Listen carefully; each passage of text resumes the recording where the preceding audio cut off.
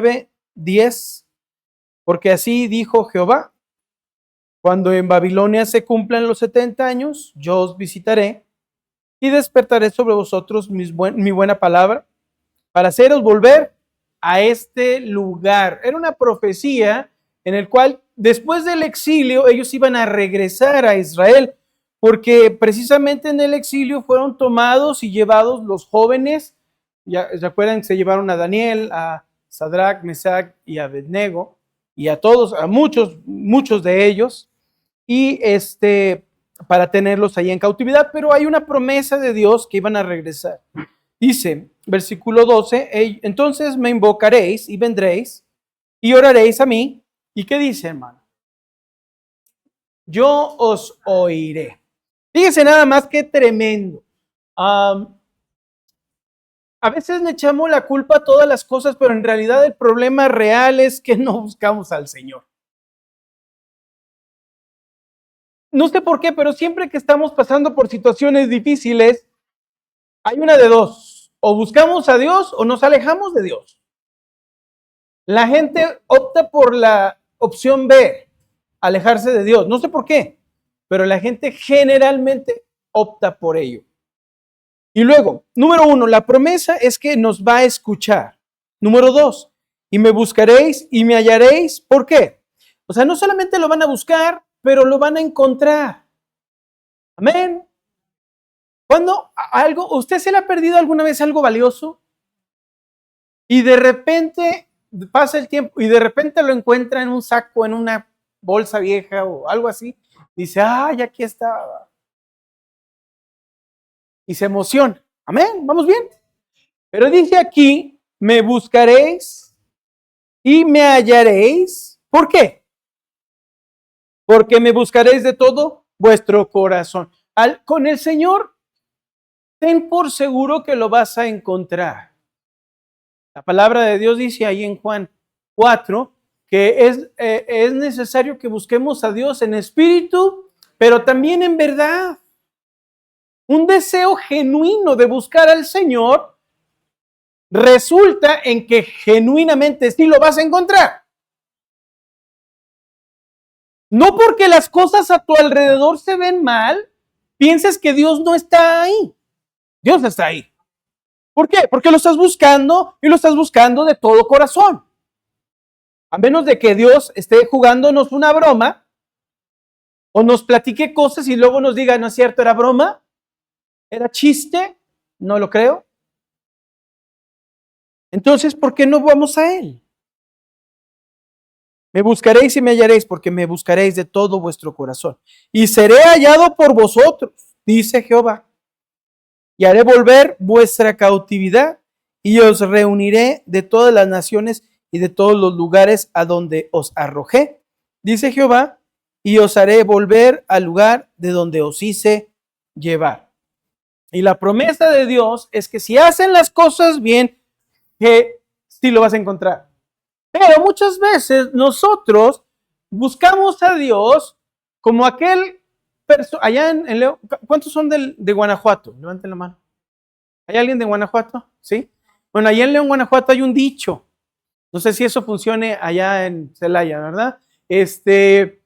Dicen que todos los que se llaman, perdonen, pero así dicen en León, todos los que se llaman Juan tienen como un gafete de decir que son gente que hasta caminan, que da flojera. ¿Sí han escuchado esa? ¿No? Bueno, yo escuché a mi abuelito que decía, ay, no, ese chamaco se llamará Pedro, pero tiene caminados de Juan. O sea, como para decir que no, pues no le echa ganas. No hay nadie Juan aquí, ¿verdad? Chispas. Bueno, no levanten la mano, no quiero saber quiénes son Juan. Pero aquí no se aplica porque estamos en San Luis. ¿Ok? Entonces, ya no sé ni por qué estaba diciendo esto. Fíjense nomás. Bueno, la idea es esa. A veces, hermano, porque uno supone cosas, piensa que todo va a salir bien, pero hay que hacerlo bien para que funcione. Tú llegas con el Señor Jesús y le haces una pregunta incorrecta, te va a dar una respuesta que tú quieres, pero realmente no es lo que estabas buscando. Como aquel joven que le dice al Señor, Señor, ¿qué debo hacer yo para poder ir al cielo? Pues tú nada.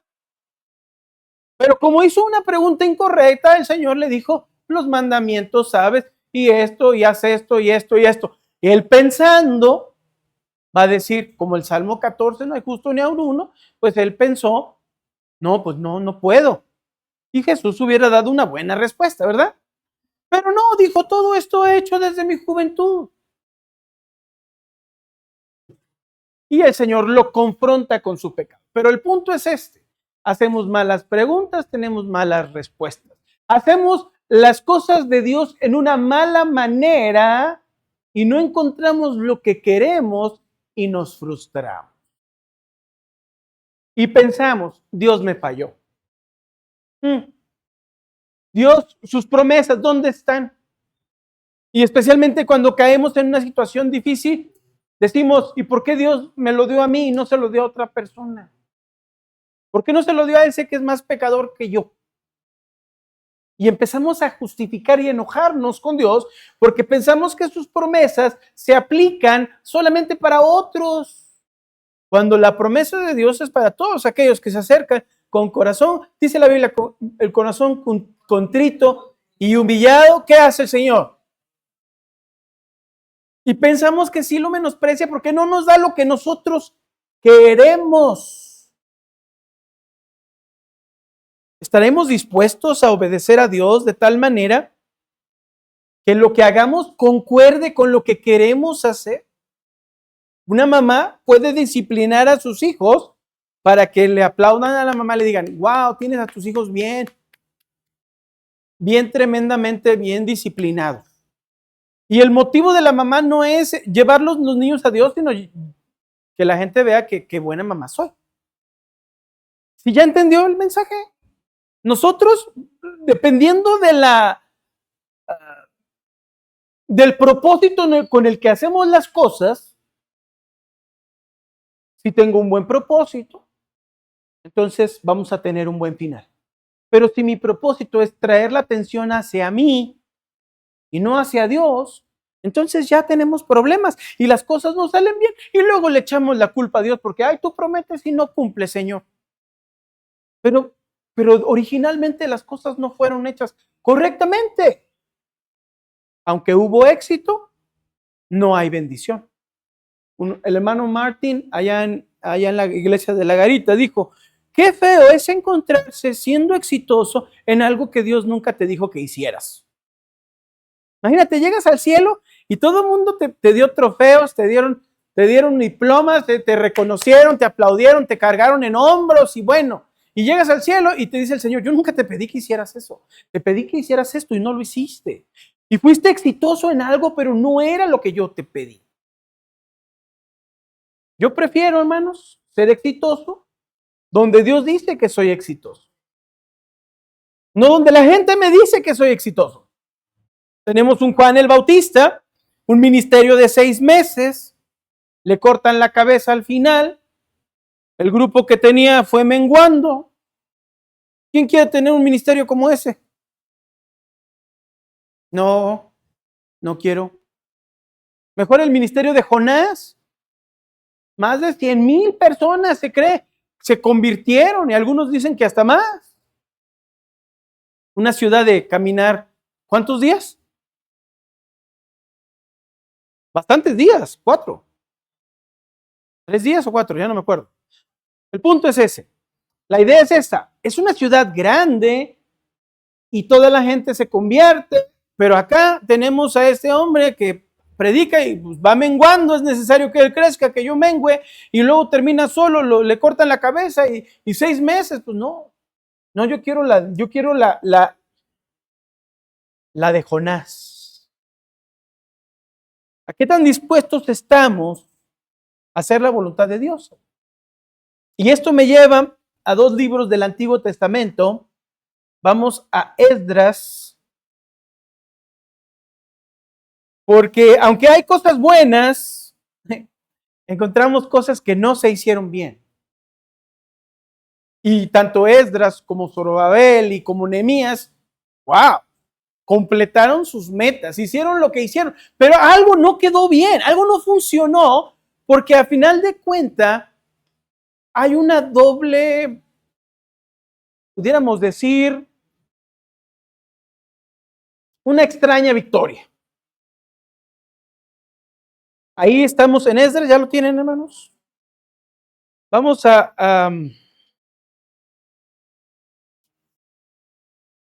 voy a decir algo así rápido.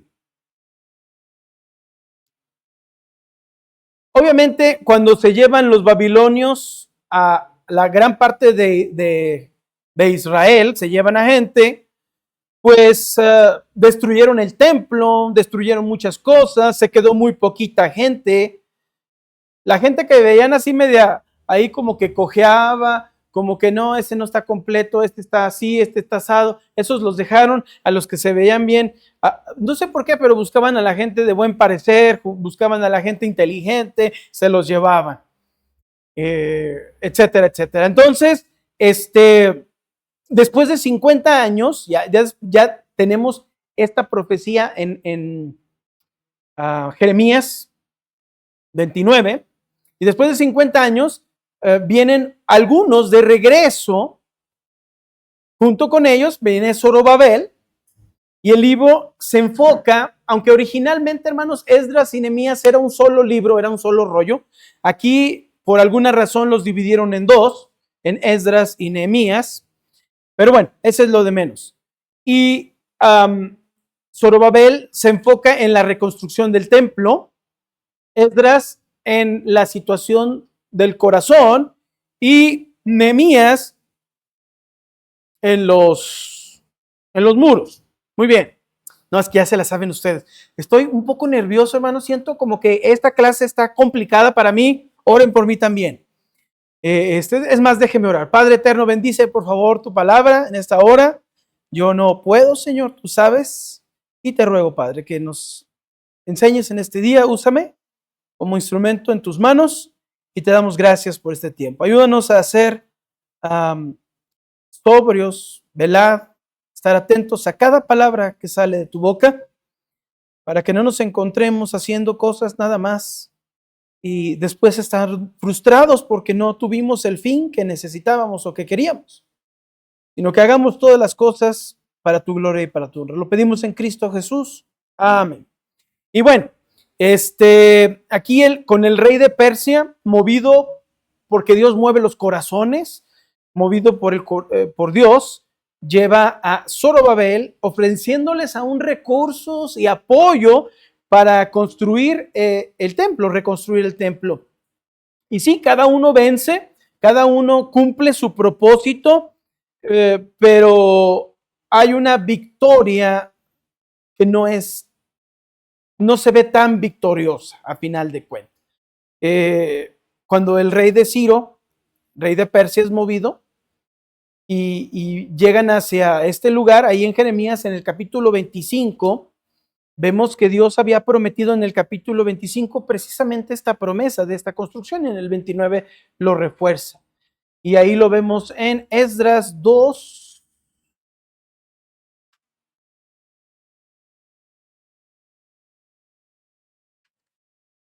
Del 1 al 4, dice la Biblia, estos son los hijos, ¿ya lo tienen? Esdras 2, 1 al 4. Estos son los hijos de la provincia que subieron del cautiverio, de aquellos que Nabucodonosor, rey de Babilonia, había llevado cautivos a Babilonia, y que volvieron a Jerusalén y a Judá, cada uno a su ciudad, los cuales vinieron con Zorobabel, Jesúa, Nehemías, Seraías. Qué complicado, ¿verdad? Mire, si tiene problemas buscar nombres, ahí hay unos muy buenos. Relaías, Mardoqueo, Bilsán, Mispar, Bigbai, Reum, Baana. El número de varones del pueblo de Israel, los hijos de Paros, 2000, y aquí vemos un montón de hijos y nos vamos a brincar todos los hijos porque imagínense nada más leerlos. Sí está pesado, ¿verdad? Todos los que regresaron, y ahí empezamos a ver este peregrinaje de regreso. Amén, ¿vamos bien? Y todo esto, de la historia de Zorobabel, vemos en este libro, en el capítulo 1, del 1 al 6. Entonces, para resumirlo todo, este es el despertar de las promesas proféticas de Dios y tenemos la esperanza del futuro rey mesiánico que vemos en Oseas, vemos en Isaías, del linaje de David, la esperanza del templo reconstruido, de la presencia de Dios, en Ezequiel 40, el capítulo 48, capítulo 40 al capítulo 48, que tampoco vamos a ir ahí muchos capítulos, Zacarías capítulo 2 también, la esperanza de que el reino de Dios vendría sobre las naciones y otros pasajes. Bueno, el punto y el asunto es aquí, es que todas estas esperanzas vienen en la historia de Zorobabel cumplida. Significa, ahora, ¿alguien sabe qué significa Zorobabel? Bueno, si no lo sabe, significa plantado en Babilonia. Zorobabel, plantado en Babilonia. Y representa precisamente aquellas generaciones que vivieron ahí porque vivieron en cautiverio y se criaron en el cautiverio. Y bueno, el asunto es, por ejemplo, todo el mundo conoce este salmo que dice, irá andando y llorando el que lleva la preciosa semilla. ¿Sí lo conoce? Mas volverá a venir con regocijo, ¿qué?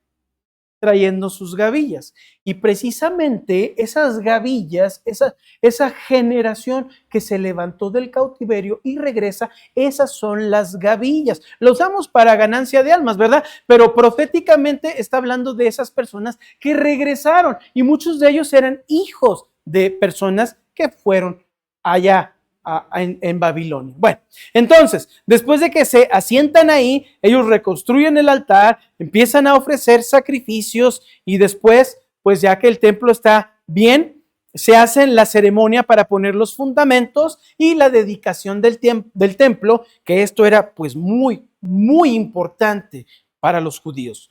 Usted recuerda la presencia de Dios prometida de manera visual ahí en el arca. No era cualquier cosa, era algo muy, muy importante para ellos. Entonces, vamos a Primero de Reyes 8, nada más para darnos una idea de lo que estaban esperando.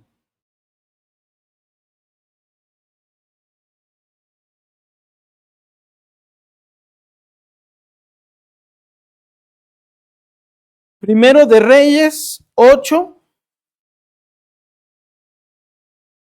10. Dice, y cuando los sacerdotes salieron del santuario, ¿qué dice, hermano? Y los sacerdotes no pudieron permanecer para ministrar por causa de la nube. ¿Qué significa la nube? Se llama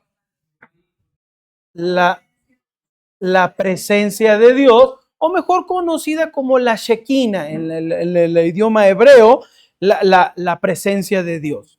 Porque la gloria de Jehová, o la gloria de Jehová, había llenado la casa de Jehová. Entonces, este asunto había sucedido antes del cautiverio. Y entonces ahora en Esdras quieren hacer exactamente lo mismo, pero tristemente vamos ahí a Esdras 3.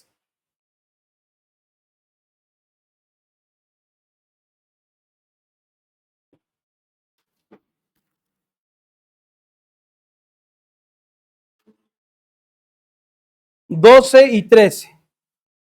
Y muchos de los sacerdotes, de los levitas y de los jefes de las casas paternas, ancianos que habían visto la casa primera, viendo echar los cimientos de esta casa, ¿qué dice, hermano?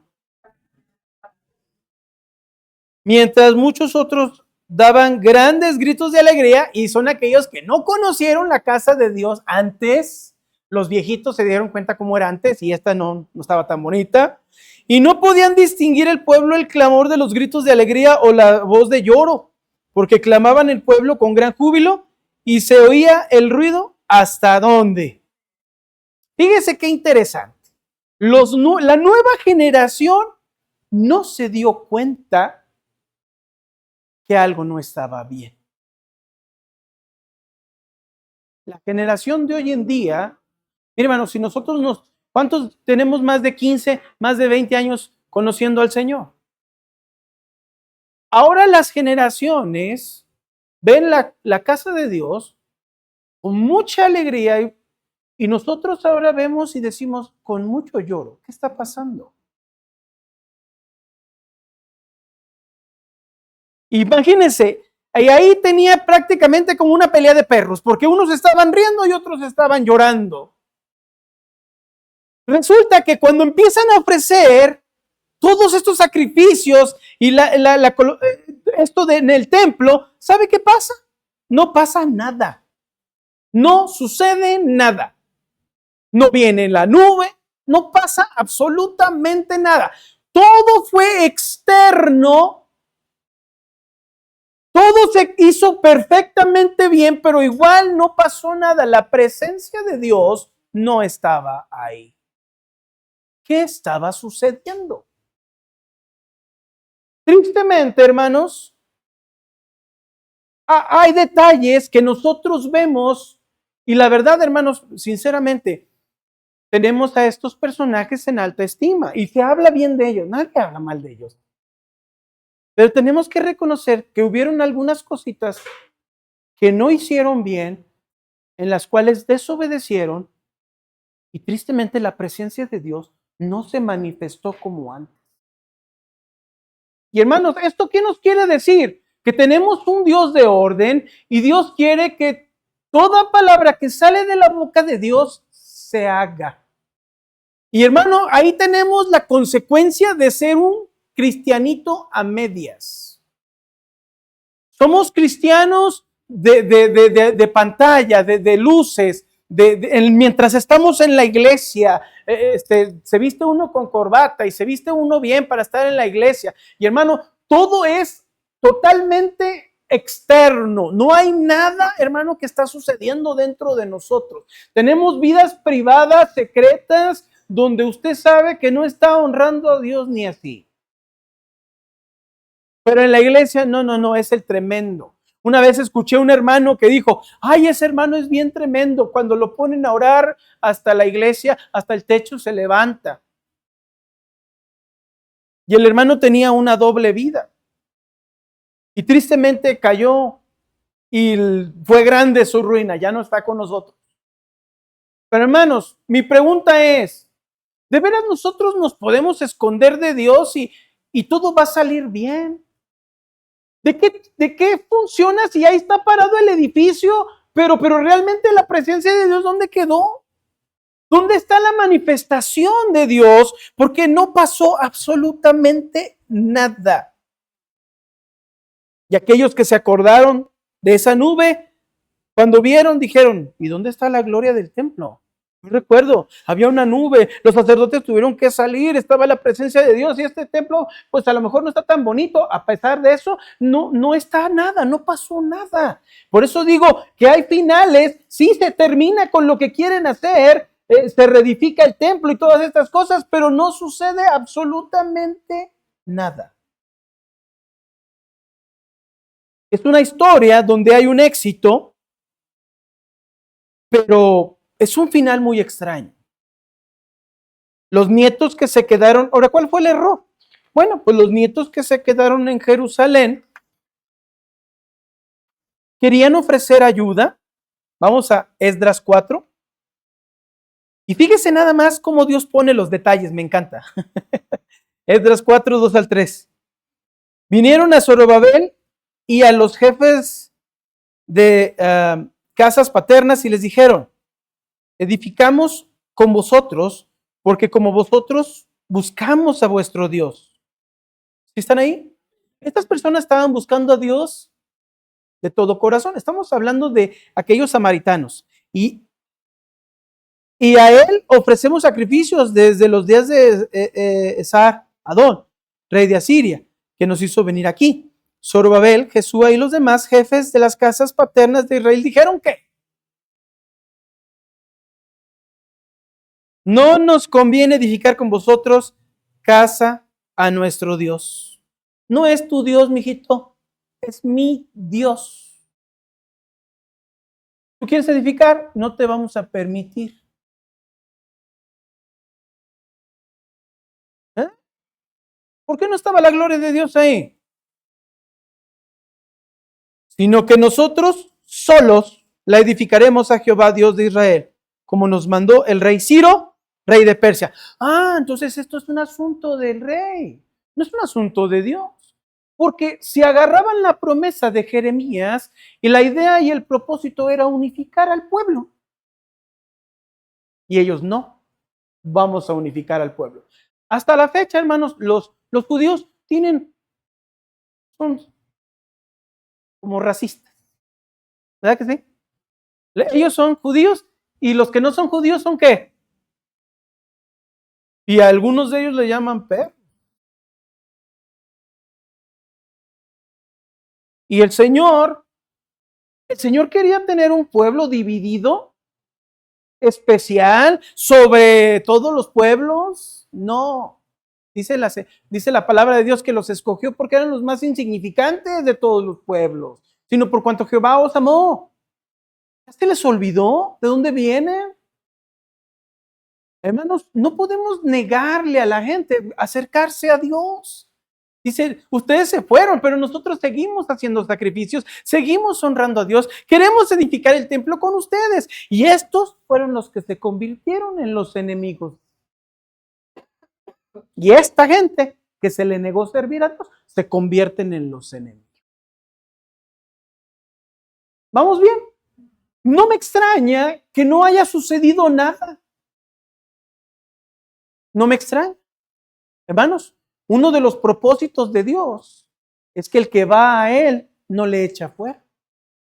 El Señor le dijo a la mujer, la mujer llega y le dice a Jesús, esa mujer extranjera, Señor, fíjate que necesitamos esto. Dice, no, yo nada más vine a la casa de Israel. Y le dice, aún los perrillos comen de las migajas. Y el Señor, sorprendido por su fe, digo, híjole, qué bárbara, así se haga como tú lo pediste. Porque el que a mí viene, no le echo fuera. Pero hermanos, nosotros, ¿cuándo le prohibimos a la gente no acercarse a Dios? Porque pensamos que nosotros nos sentimos o nos vemos superiores. Oh, hermano, pues estamos bien lejos de Dios.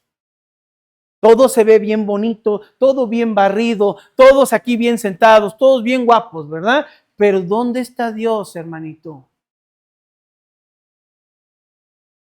Y Dios no lo quiera que aquí seamos racistas, ¿verdad, hermano? Ya, y luego dices, no, es que yo no soy racista, nada más que el sol me miró. Y a algunos se les quedó viendo. No, no es cierto. Tenemos problema que porque diferentes estatus y de diferentes categorías y unos son estudiados y otros son iletrados. Espérate, somos iguales. Si hay algo que a Dios no le gusta, hermano, y su presencia no estará con nosotros, es que nosotros hagamos distinción. Hermanos, y a veces hacemos distinción de muchas maneras. Mire, se acercan los adultos con los niños y saludamos a los adultos y no saludamos a los niños porque pues son niños. Y los niños a veces se quedan así. Espérate, también son gente, son más chiquitos, pero igual son personas. Amén, hermanos. ¿Ya se dan cuenta cómo todo se resume? La palabra de Dios se resume, como dijo el Señor Jesús, en amarás a tu prójimo como a ti mismo. Y el Señor Jesús, yo creo que no le gustó, porque sí, definitivamente los envió a construir, pero no los envió a dividir. Y por muy bonito que te haya quedado el templo, la presencia de Dios no va contigo. En tu vida no se manifiesta Dios. Y aquí tenemos el primer problema. ¿Quieren ver el segundo problema? Hermanos, este es un novelón. Y como nos encanta el chisme, miren. Aquí parece que tenemos unos problemas raciales, porque se cree que estas personas eran precisamente samaritanos. Se debieron unir, pero como no los dejaron unirse, se convirtieron en enemigos de la obra. Es un momento anticlimático, porque parece que va para arriba, pero en realidad fue para abajo. O no sabemos si aplaudir o decir, ¿qué pasó? Después nos adelantamos unos cuantos años, más de 20 años, y llegamos a Esdras capítulo 7. Y ahí en Esdras aparece este líder, Esdras, precisamente. Otro exiliado de Babilonia, erudito en la ley, maestro en la ley, nombrado por Artajerjes, rey de Persia, para guiar otro grupo de personas. Mientras uno lo guió Ciro, este lo llevó a Artajerjes de regreso a Jerusalén. Esdras quiere traer una renovación espiritual y social dentro del pueblo. ¿Por qué? Porque el pueblo, aunque estaba el templo construido, pues parece que no estaba muy bien espiritualmente. Y no me extraña, porque había empezado mal. Nuestras esperanzas se elevan de nuevo y volvemos a tener como que vamos hacia un clímax, pero hay un anticlima en la historia. Estos israelitas exiliados deberían de regresar, pero cuando regresan se dan cuenta que muchos se habían casado con mujeres que no eran israelitas. Amén. ¿Y a qué envió Dios a Esdras? Mandó a Esdras a impartir un divorcio, pero parece que su obra magna está concentrada en divorciarlos. Y sí, los lleva a Dios, y sí, ahí están orando y leen la palabra de Dios y lloran y todo esto, pero ¿sabe qué? A final de cuentas, ¿qué importa, hermanos, si se habla bien la palabra de Dios, pero no se hace como se debe de hacer? ¿De qué sirve, hermanos, aquí en este púlpito predicar las cosas que se deben de predicar si usted allá en su casa no hace lo que, tiene otros datos? ¿De qué sirve, hermanos? Porque nomás estamos escuchando y aquí lloramos y le lloramos a Dios, pero todas las semanas se nos olvida el Señor.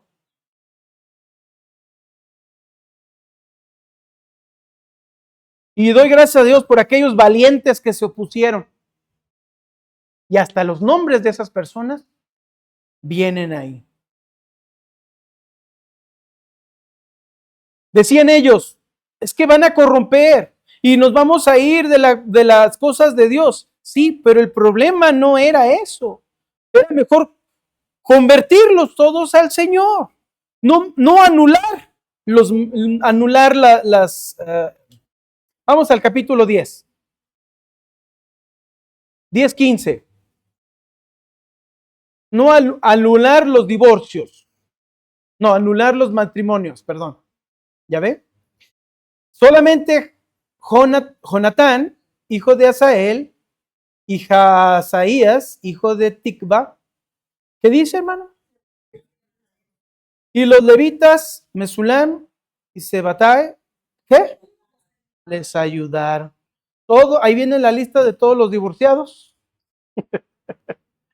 Y si usted tiene una Biblia como la mía, capítulo 10, tiene arriba del 1 un subtítulo. ¿Qué dice? Pero entonces cuando expulsaron a las mujeres, también expulsaron ¿a quién? Los hijos. Y dejaron muchas familias destruidas porque pensaron que esto iba a ser lo mejor. Pero en realidad no funcionó. Bien, se destruyeron familias y solamente Jonatán y Hazaías y las personas que les ayudaron, y hasta sus nombres están ahí. ¿Por qué? Pues sí, los convirtieron, los buscaron todos a Dios, pero se quedaron con un sabor mal de boca porque llegaron a sus casas aquellos varones y tuvimos una victoria y no tengo a mis hijos, no está mi esposa. ¿Les suena como victoria? Y allá los hijos llorando, ya no tengo papá. Es que no los mandaron a divorciar a la gente, los mandaron a buscar que se reconciliaran con Dios. Y a veces, hermanos, somos más violentos en destruir que en edificar. No sé si ha escuchado, pero todas las religiones falsas, especialmente, mire, los testigos de Jehová y todas estas sectas, He escuchado muchos testimonios. Los testigos de Jehová destruyen, aplastan, desbaratan familias. Con una falsa bandera de salvación y de celo por el Señor. ¿En serio? ¿En serio, Esdras? No. Las cosas, tú no puedes agarrar algo, destruir lo que Dios dice para construir lo que Dios dice. La palabra de Dios nunca se contrapuntea, mi hermano. Y si tú piensas que vas a venir a escuchar, pero tú vas a escoger lo que quieres y lo que no quieres hacer, ya, hermano, tenemos un problema tal cual como está aquí. Y lo único que va a producir son divorcios espirituales entre hermanos en Cristo. A final de cuentas, el mismo problema, división. Y aquellos que dijeron, no, no, no, no, no, amo a mi esposa y amo a mis hijos, yo me voy a quedar con ellos. Mejor nosotros nos convertimos a Dios, porque hermanos, a ver, Ruth realmente era del pueblo del Señor. Entonces, ¿por qué está en la genealogía del Señor Jesucristo? Igual Ra. Y cuando se mencionan los nombres de varones, curiosamente se mencionan también esas dos mujeres. El Señor nunca hizo división. El problema era que la obediencia era lo más importante y no se hizo lo que se tenía que hacer. Y aquí es cuando el hombre, hermano, empieza a poner mandamientos religiosos que no están escritos, que pensamos que van a ayudar, pero no ayudan. Una vez un hermano le dijo, hermano, ¿a qué horas tiene la escuela dominical? Y el pastor dijo, no, yo no tengo escuela dominical. ¡Oh! Es un pastor mediocre, porque no tiene escuela dominical. Y la pregunta mía fue, ¿y dónde dice la Biblia que hay que tener escuela dominical?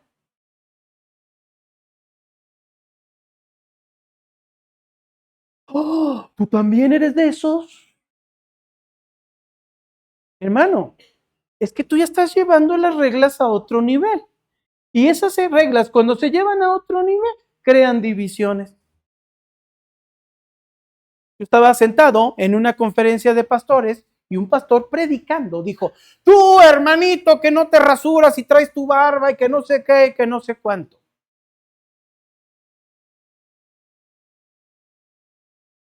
Si apenas me sale la barba, toda ralita, tengo un candado que ni se cierra. Ya me predicaron desde el púlpito.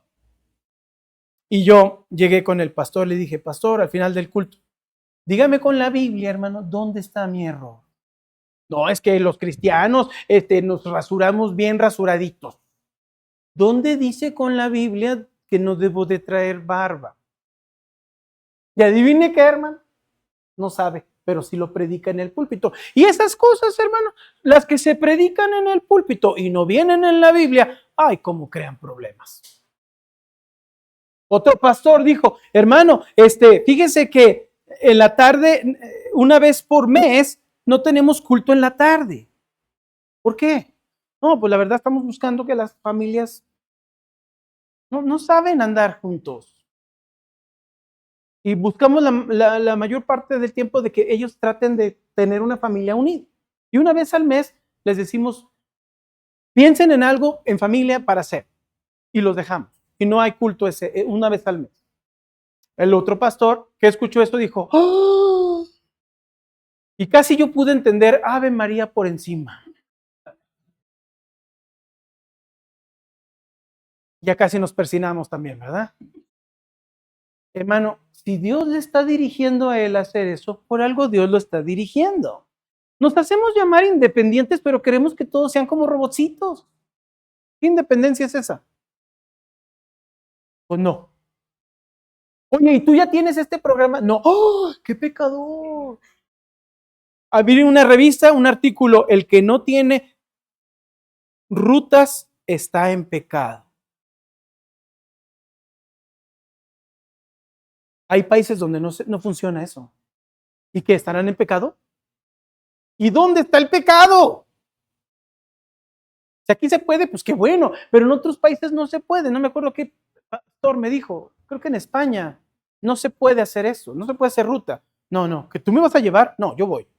Si yo quiero, yo voy. O sea, culturalmente no se puede hacer eso. Amén, hermanos.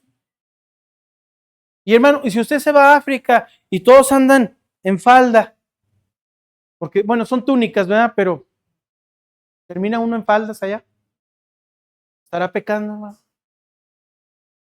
Es que, hermano, a veces somos tan rigurosos, tan cuadrados, que empezamos a añadir cosas cuando Dios no te dijo que le metieras más. Siempre hay en la familia alguien que está regañando y uno de los hijos se pone a un lado del papá. Es que no debió haber hecho. No debiste de haber hecho. Y tú debes de hacer, o sea, sí debes de hacer las cosas. Y ¿no es cierto? Pero el Señor no necesita nuestra ayuda, hermanos.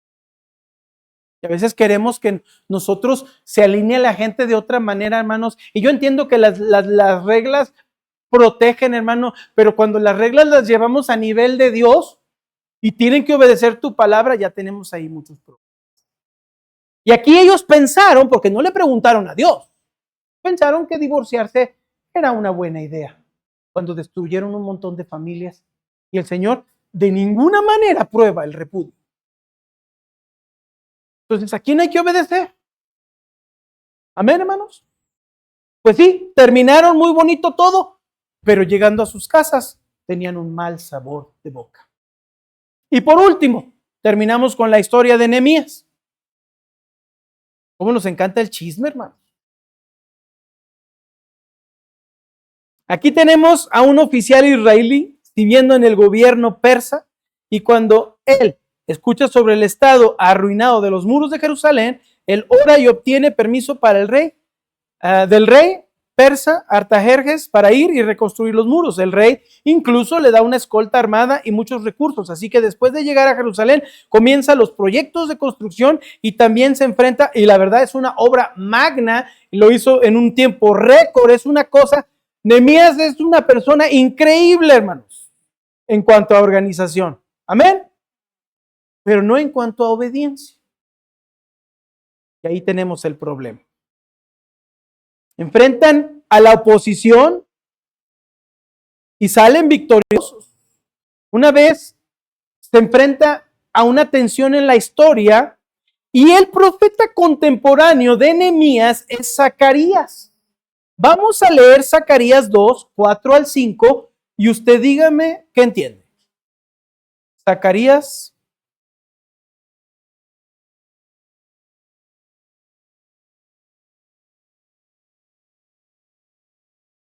2, versículo 4 y 5. ¿Ya lo tienen? Dice la palabra de Dios. Si voy bien o no, sí. 2, 4 y 5. Y le dijo, corre, habla a este joven diciendo, ¿qué dice, hermano? A causa de la multitud de hombres y de ganado en medio de ella. Yo seré para ella, dice Jehová, ¿qué? Y para gloria estaré en medio de ella.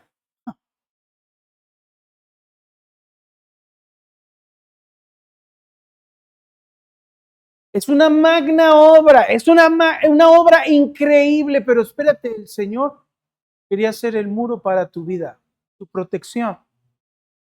Y aquí es, hermano, cuando nosotros confiamos más en las cosas que en Dios mismo. Y ahí se da cuenta uno, hermano, y lo hacemos muy bien. Pero ¿dónde después está Dios? ¿Quién es tu protección? Y cuando leemos la historia de Nehemías, pues sí estaba muy triste, él quería tener algo bonito y especial. ¿Y sabe dónde termina el mal sabor de boca? Si vamos al último capítulo.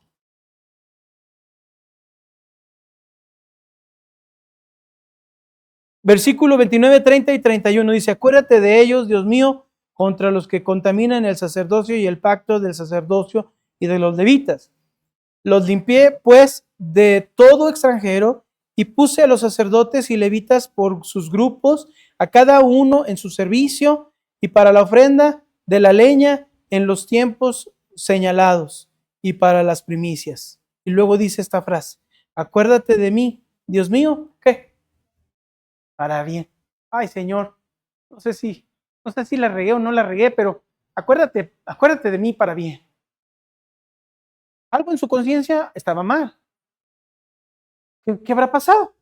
Ahí en el versículo 25 dice: y reñí con ellos y los maldije y herí a algunos de ellos. Y los arranqué los cabellos. Hermano, es bíblico. Y les hice jurar diciendo: no daréis vuestras hijas a sus hijos, y no tomaréis de sus hijas para vuestros hijos, ni para vosotros mismos. Pregunta, hermano, ¿de veras esto suena como el Señor Jesucristo, como la voluntad de Dios?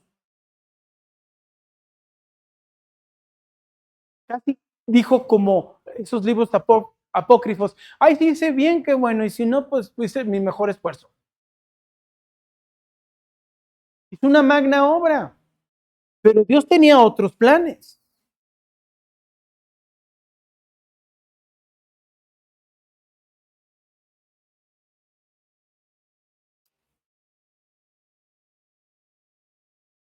Ya me perdí. ¿Dónde les di? Así ya. Se queda uno con el mal sabor de boca. Si hay cosas positivas y que podemos enseñar, hermano, claro que sí. Es una organización increíble, tremendo. El propósito de Nehemías era a poner este muro, pero pues realmente obedecer los mandamientos era más importante. Y termina con un mal sabor de boca. Y voy a terminar con esto, hermanos. Lo que el pueblo de Dios necesita es una transformación de verdad.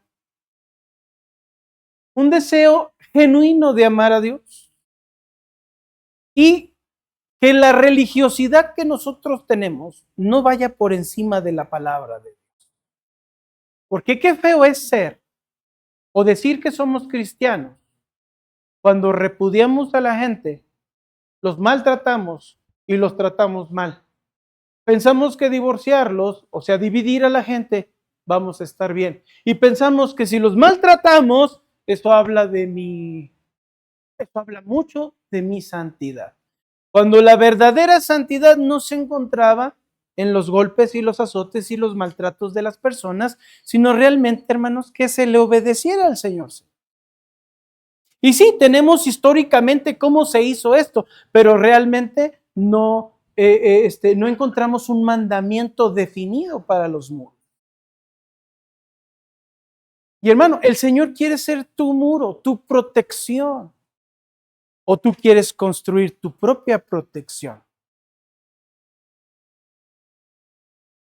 Y ahí, hermanos, nos empezamos a convertir en religiosos. Y ten cuidado, hermano, porque cuando eres religioso terminas en fariseo. Cuando realmente, hermanos, no es este libro lo más importante para tu vida. Y sí, todo lo que haces se ve muy bonito, se ve tremendo. Mira qué muros, mira el templo, mira esto, mira el otro. Pero ¿dónde está Dios? Todo está muy bien, pero ¿dónde está Dios? Tú tienes una vida secreta, privada, que no está bien que no está de acuerdo con Dios. Y hermanos, hay instrumentos que podemos usar para bien y para mal. El celular, dígame.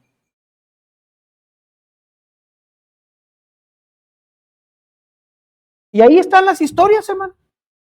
El problema es cómo esos clímax que terminan en bajada, esos anticlímax. Porque nadie más va a ver triste que usted. Porque usted ahí en su casa sabe lo que usted sí es.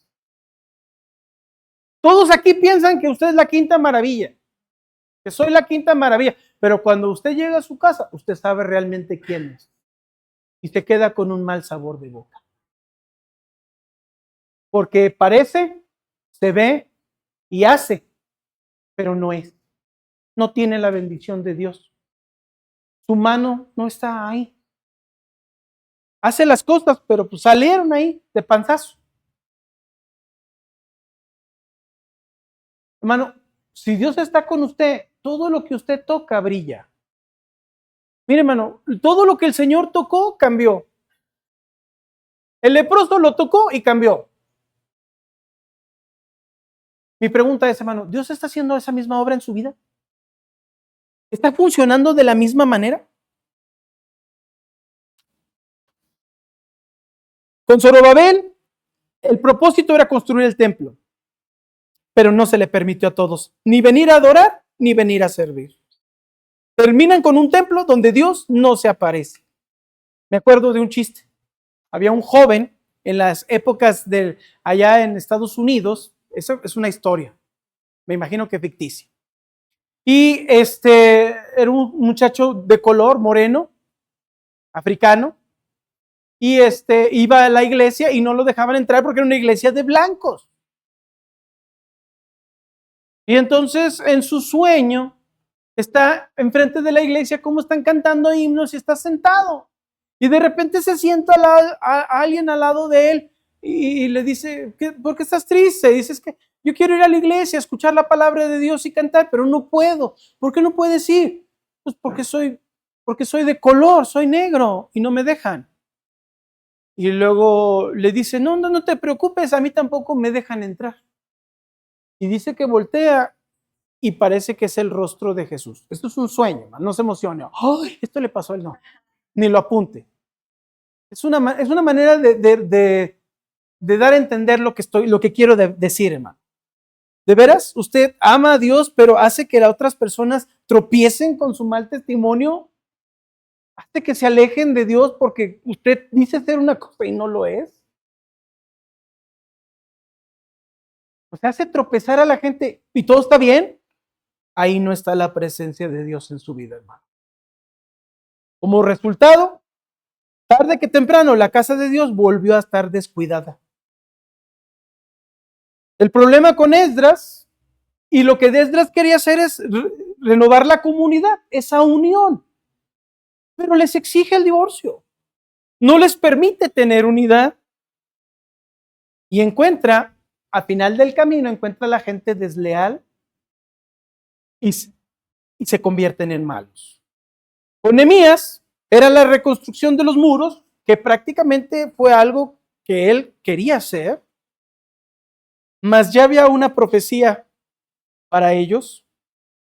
Y las personas que ya estaban ahí, pues son corridos. Dios puede protegernos de nuestros enemigos. Pero nosotros queremos hacer otras cosas. Queremos ayudarle a Dios.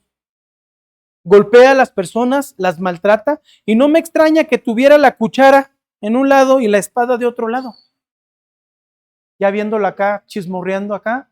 Este hermano era de armas tomar. Y hermanos, ¿cómo termina esto? Como una alegría y gozo y tristeza y mal sabor. La postdata de este libro es, si quieres hacer las cosas bien, tienes que hacer todo bien. Si tú agarras unas cosas y otras las quitas, no va a funcionar. La obediencia es completa. Dice, este hermano nada más habla de eso. Hermano, si nada más nos dedicáramos a eso, arreglábamos la mitad de nuestra vida cristiana. Porque gran parte de ella es que somos muy rebeldes. Y la mayoría del desánimo viene porque nos va mal. Pero nos vino mal porque tenemos malos propósitos para hacer las cosas. Y todo, cual dominó, va tirando piezas. Si en la vida cristiana usted no ve que Dios es todo para usted, está viviendo la vida cristiana de manera incorrecta. Si usted dice, no, la verdad es que todo lo tengo en Cristo, estoy tan emocionado, mi vida cristiana es, wow, esto es lo que yo quiero y necesito. Entonces, vamos bien, porque eso es lo que Dios promete. Pero si usted no tiene esto, algo en su vida no está haciendo bien. Y como no está haciendo bien, va a empezar a tener comezón de oír y al rato va a salir con que es judío, con que es reformado, con que es esto, con que es lo otro, porque no se puede llenar con lo que tiene. Y no se puede llenar no porque Dios no supla, porque si usted lo busca de todo corazón lo va a encontrar. El problema es que lo busca, pero lo busca a su manera. Lo busca y quita cosas, estas sí obedece, estas no. A ver, hermanas que cocinan, si usted invitara a alguien y le pone una sopita bien sabrosa y la persona se sienta y empieza a quitar las cebollas, el cilantro, los jitomates, esto, lo otro, y todo lo pone en un plato para tirarlo. Lo único que se echa es el caldo y la carne. Dígame la verdad, ¿qué va a pensar de esa persona? Bueno, pues si no te gustaba me hubieras dicho y no te sirvo para tirar la comida. ¿Verdad? Amén. Así le hacemos a Dios. El Señor nos sirve un plato bien sabroso y tú le dices, ay Señor, le pusiste cebolla. Ay, esto no me gusta. Ya cuando te lo comes te das cuenta que te supo bien, pero te amargó el vientre. Y así es la vida cristiana de muchos hermanos, de muchos de nosotros. Porque queremos escoger algunas cositas sí, algunas no, esto sí me gusta, esto no me interesa, y luego no tenemos felicidad y andamos buscando, y hasta nos vamos con los pentes, a ver si bailamos un poquito, ya nos sentimos un poquito mejor. Y ahí andamos buscando, experimentando de todo porque sentimos que Dios no nos llena, cuando Dios ha prometido que es todo suficiente. Lo único que no ha llenado es que usted no ha querido ser obediente del todo. Es todo. Yo no se lo prometo, se lo promete el Señor. Si usted hace todo lo que viene aquí, seguramente consecuente, va a tener un amor por sus hermanos y lo que sigue va a tener las bendiciones que Dios le ha prometido. Y se va a sentir tan lleno y tan pleno que no necesita más. Pero usted anda viendo ahí en el YouTube a un montón de predicadores que ni predican bien, con terror a que se salga de la doctrina. Y hermano, estamos en un mundo tan pervertido donde la gente aparenta ser y no es. Cantan especiales y tienen vidas dobles. Sirven a Dios, pero en realidad tienen una vida privada, secreta, que no debe de ser así. Hermanos, no podemos jugar y tener bendiciones. No hay. Padre eterno, gracias te damos en esta tarde. Rogamos, Señor, tu bendición, tu ayuda, tu misericordia, porque ciertamente siempre buscamos nuestra comodidad y nuestra felicidad. Y al último se nos olvida la obediencia. Oh Señor, ayúdanos por favor a mantenernos fieles en el poder de tu Santo Espíritu. Señor, a veces sí tenemos comezón de oír y tenemos deseo de que algo sea espectacular o tener una experiencia el domingo. Cuando realmente lo único que necesitamos es empezar a obedecer todo lo que se nos dice. Sin cuestionar, con el deseo simple de obedecer. Así con sus ojos cerrados y rostro inclinado, hermano. Pregunta. Hermanos, realmente, si yo digo que hemos sido rebeldes y quien levanta su mano, pues todos la levantaríamos. Pero ¿quién dice, hermano, yo creo que necesito poner más atención en esto? Yo sí quiero experimentar y hacer algo que tenga valor en el cielo, sino de qué sirve, voy a llegar al cielo y de todos modos hice y no sirvió para nada. Que Dios me dé de su gracia para poder ser obediente en todo. Levante su mano, yo voy a orar por usted. Amén. Dios le bendiga. Dios le bendiga. Amén. Amén. Dios le bendiga. Amén. Dios le bendiga. Muchas manos, si no es que todos. Padre eterno, tú conoces nuestros corazones, tú conoces nuestro deseo. Tú conoces y sabes que somos rebeldes y aunque tú sabías que te íbamos a fallar, desde el principio lo sabías. Aún así nos aceptaste. Señor, por favor, no queremos ser desleales y entiendo que esta obediencia va a doler porque va a traer sufrimiento, pero ayúdanos a pasar ese sufrimiento porque nuestro deseo es ser obedientes. Tome un tiempo, hermanos, ahí haga un altar, ahí se puede hincar en su lugar, orar ahí en su lugar, sentado, hincado aquí al frente. Busque un lugar, arréglese con Dios, dígale, pídale a Dios, Señor, yo necesito esto para mí. Yo no quiero verme como en la historia, donde sí, hay muchos logros, pero hay un sinsabor, hay un mal sabor de boca. Yo quiero que termine todo esto, mi vida terrenal, como Pablo, he terminado la carrera, he guardado la fe. Que aunque estaba en la cárcel, aunque estaba preso, tenía un dulce sabor de boca, que hizo la voluntad de Dios, hizo lo que tenía que hacer. Tome un tiempo para orar.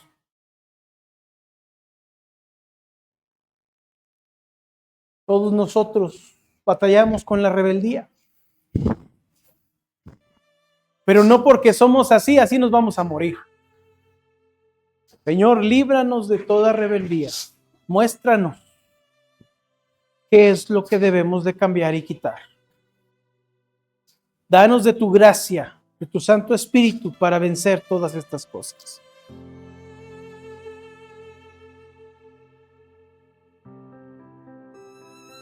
Y lo bueno es que si lo buscamos, no te va a responder mañana.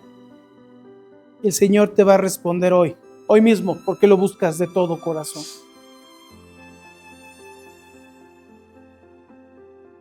Padre eterno, te damos gracias. Porque a pesar de lo que somos, no eres el Dios de las oportunidades.